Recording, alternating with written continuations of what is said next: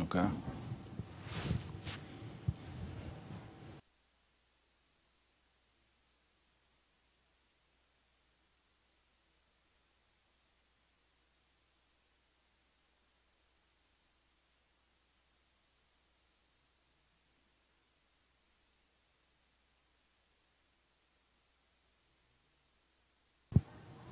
Let's start the show.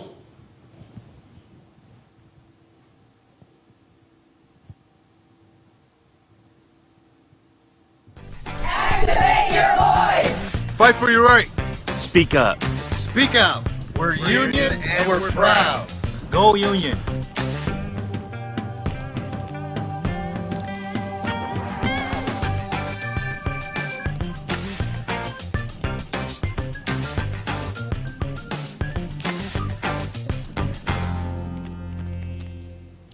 Welcome to Activate Live, our weekly show highlighting machinist union members across the United States and Canada. I'm Delane Adams, coming to you live from the IAM headquarters in Upper Marlboro, Maryland. Before we begin, 3 IAM families need our help. On July 19, 2018, a workplace explosion at Letterkenny Army Depot in Chambersburg, Pennsylvania, took the lives of 2 employees and seriously injured another. Eric Byers, 29 years old, and Richard L. Barnes, 60 years old, passed away from injuries suffered during the incident, and a third member, Cody Ash, remains in the hospital. Please consider donating whatever you can to these families during this difficult time, and please continue to pray for the families. And you can see the link right there on the screen. GoFundMe. Please do whatever you can to help these families. Thank you. Now let's catch up on the latest IAM news from West Virginia. Machinist Union Local 818 has ratified a new 3-year agreement at Technocap in West Virginia. Members of Local 818 were on strike for over 130 days. Members returned to work on Monday, and hopefully we can get someone on the show next week to tell us about this great victory. Congratulations to Local 818. Last week, we brought you the news that IAM Locals 21 and 1115 ratified a new 4-year agreement after a 4-day strike with heating and air conditioner maker Trane. And now joining me is Neil Kamrowski, DBR, from District 66, and Brad King, President of Local 21. Brad, Neil, how are you doing today? Good. Good. How are you, brother? How's it feel nowadays in La Crosse, Wisconsin? A lot easier. A lot easier. Easier to breathe. Easier to breathe. So you had the 4-day strike at Trane. What were some of the major issues that caused the 4-day strike that led now to the agreement? I'm going to say the biggest issue overall was the mandatory overtime. A lot of the people who worked at Trane were working as many as 6 10-hour days straight, and this was mandatory overtime. So, they really had no work-life balance. That was the big one. The other ones, they tried putting in a no-fault attendance policy, and they also have a 3rd tier of wages there, too. So. Okay. Well, it seems like looking at some of the pictures and then reading some of the great things that were in iMail and then posted on the Midwest Territory Facebook page, that you received a lot of support not only from the community but also other local unions.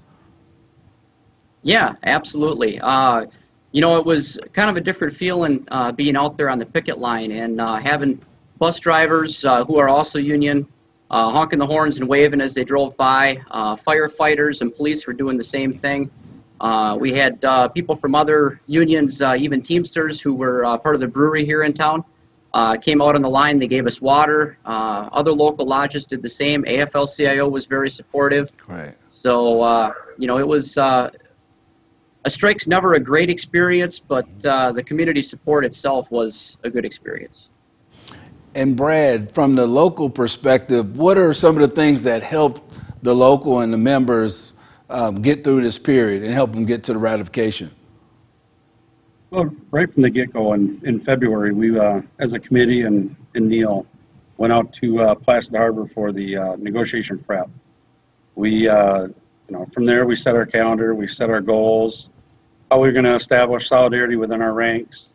As Neil pointed out, we have 3 tiers, and a lot of new guys are making considerably less, $4 or $5 an hour less than the upper 2 tiers. So that was a big concern of ours, as far as how do we draw those in for solidarity and actually sticking to the calendar to do that. So what's next? What's next for the local? What's next for the district? Brad?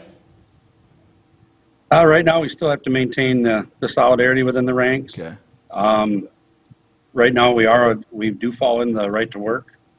And the great thing that Walker did, which being sarcastic, we had a lot of teachers stop by the picket lines donating stuff, and which was great. They really took it as far as their Act 10, and it was nice to see the solidarity from there, which was actually helped our younger members actually see what solidarity means.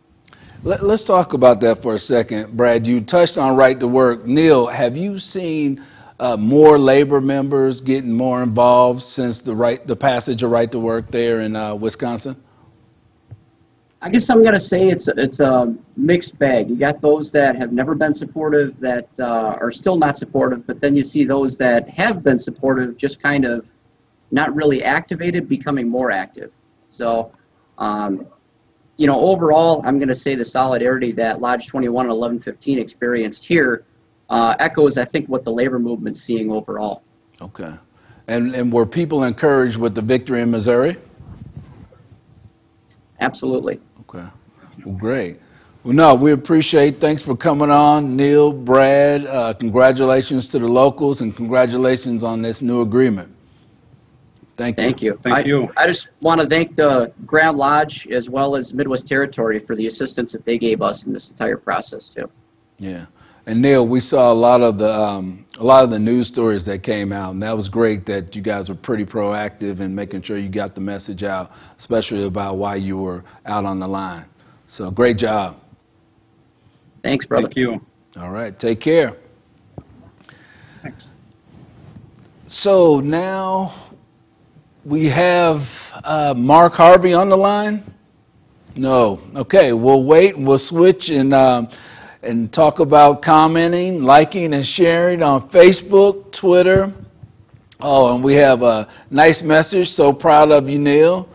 Tasha Kamrowski, Dave Lehive saying hello, brothers and sisters. Bob Wood, the fighting machinists know how to win strikes. And Kelly, Easy Street, hello from Kansas City, Missouri. Stand strong, brothers. Appreciate that, Kelly Street. Again, comment, like, and share on Facebook, Twitter, and YouTube. And right now, let's go to Tanya Hutchins. She's joining us from Phoenix, Arizona at the Pride Convention. Hello, Tanya, our #1 host. Hey, Delane, how are you? You're I'm number doing one great. right now. Nah. We are in Phoenix, Arizona at the Pride at Work convention, and registration is happening today. But the real action starts tomorrow. And I'm actually going to bring in Jeremy Davis, who you all know from Pride at Work, to tell us a little bit about what we can expect this week. Come on in, Jeremy. Thank you. Thanks for having me. He literally just walked in the door. Let's back up a little bit so we don't. There you There we go. go. So, Jeremy, tell us a little bit about what we can expect starting tomorrow. Oh, we have some great speakers lined up, union leaders, members of Congress, local activists. It's going to be a wonderful convention. We have a bunch of changes that we're making to our bylaws to make ourselves more nimble and more ready for the challenges that are coming, especially under the Trump administration. We've got some great entertainment.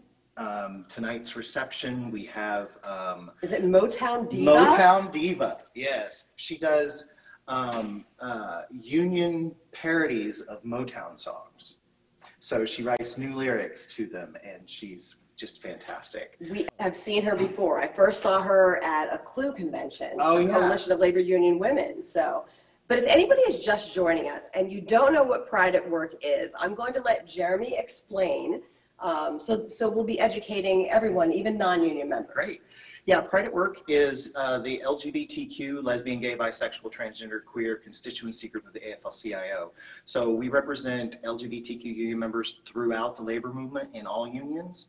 The AFL-CIO officially recognizes us as a constituency group, so we are housed within the AFL-CIO. We are part of the body of labor, so we are super excited.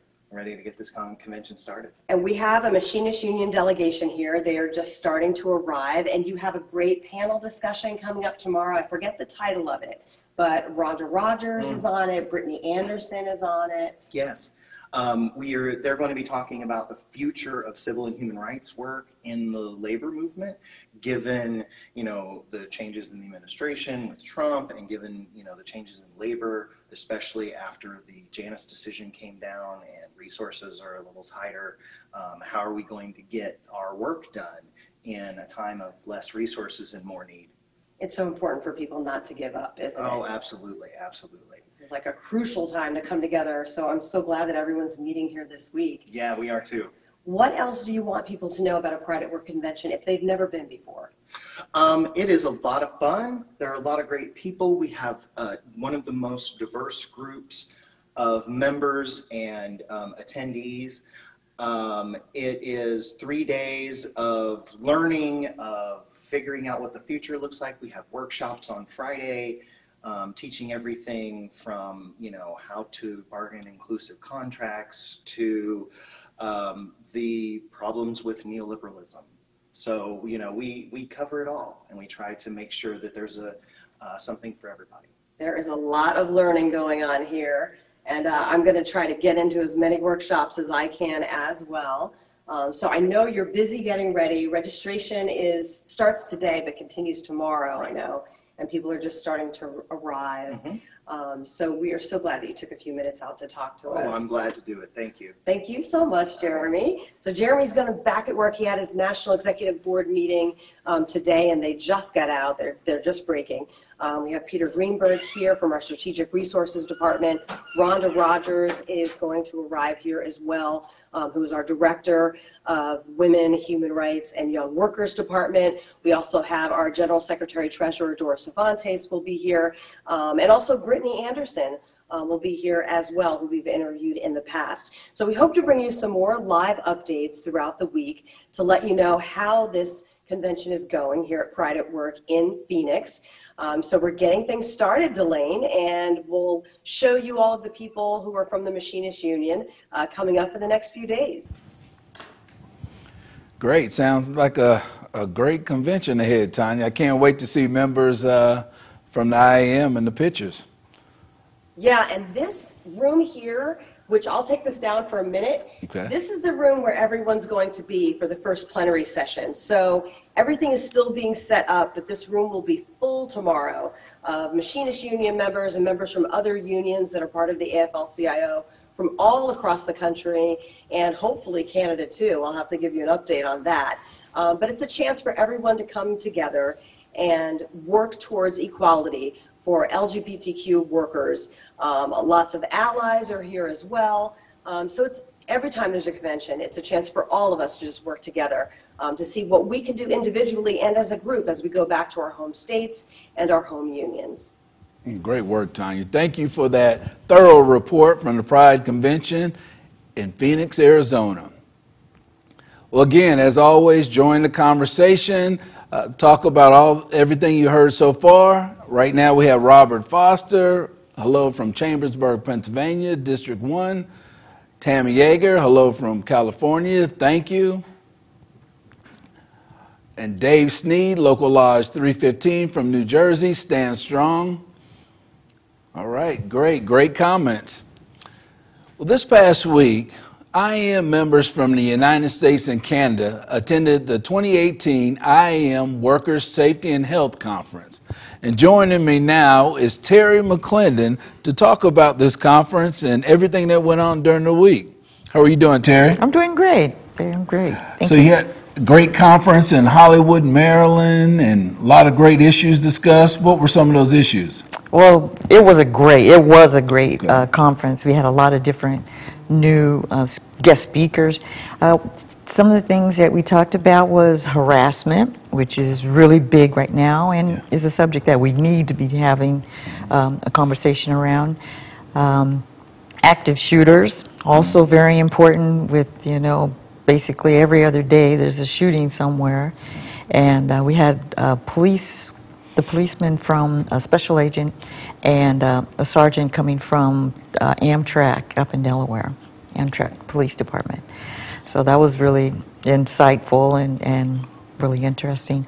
We had a person talking about nanotechnology, which a lot of people might not realize, but almost everything has some type of nanomaterials these days in it. And we really don't know all the dangers that can happen to us, especially since they're using a lot of nanotechnology in medicines. Okay. And once it gets in the body, what does it do?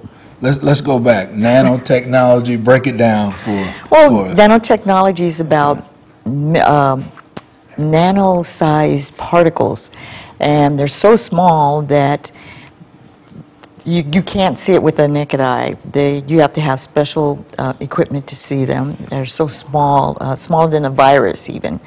And we really don't know what it does once it gets into the body. And a lot of research has not been done. Enough research hasn't been done to see what it can do to, some things don't belong inside the human body. And so, I mean, it's used for so many different things, and it does some good too, but we really don't know in the long run what it's going to do to us and the environment and everything. So it's really important to know those things. So our members that came from all across North America, what are they taking away from this conference after this whole week of learning about a lot of these issues? Well, they've learned a lot. Some of them felt that they were worked a little bit too much, but that's what it's about. We believe in giving lots of resources and knowledge. We had so many different subjects this year. It was really great. But the thing is, we want them to be able to take something away that they can take back to their coworkers and even the companies too, that how addressing hazards and the different situations that they may face in their workplaces. So we had 12 different subjects actually, and by Thursday afternoon they had to come up with a skit somehow that they were going to show the message that they wanted to take back. Yes, we were entertained in most cases, but they did a great job. We realized that they learned something. So no, that's good. And W3, there's always great things happening at our education center. It's a crown jewel for us at the IAM. So what are some of the things you have coming up in terms of safety and health? Well, we have different classes coming up. We have some OSHA classes coming up. And one is in New Jersey. One is going to be in with Spirit, also in Wichita. And I'm going up to Portsmouth Naval Shipyard next week, matter of fact. We're going to do a 3-day joint labor management committee, safety committee training. Okay, and you talked about joint labor management. Let's touch on that for a second. Okay. So it takes both partners to really make sure that we're safe in the workplace. Are there a lot of relationships being formed, or better relationships being formed in terms of workplace safety? Yes, what you just said was really, really important. It takes both labor and management to make sure things are right, efficient, working efficiently is correct. Workers are the ones that do the job, so they know what's going on with the job, and they should be included in decision making. And this class is about, working together as a team, getting them to realize that they have to work together. Both sides have something to contribute and can help the other to be successful. And that's one of the most important things especially with the Safety and Health Committee, because the ones that get hurt the most, but not always, are the workers. Okay. So they should have some say, they can contribute what they see and what they are exposed to when they're working.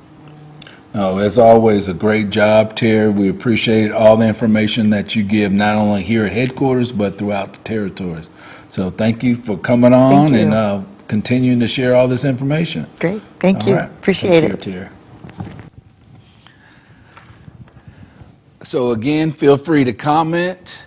We're here to share on Facebook, Twitter, and YouTube, even on our replay. Feel free to leave comments.